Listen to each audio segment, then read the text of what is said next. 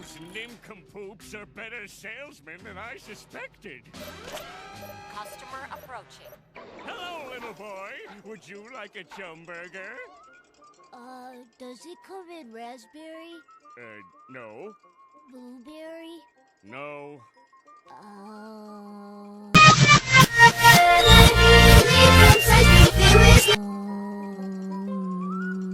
Raspberry? Oh, come on, kid. You asked me that already. Now quit wasting my time. Hey! You can't talk to my son that way!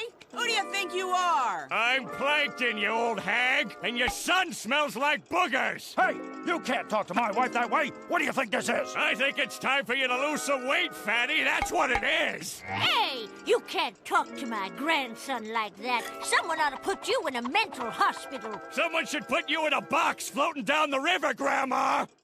You're probably right. You people are crazy. I'm getting out of here. What the?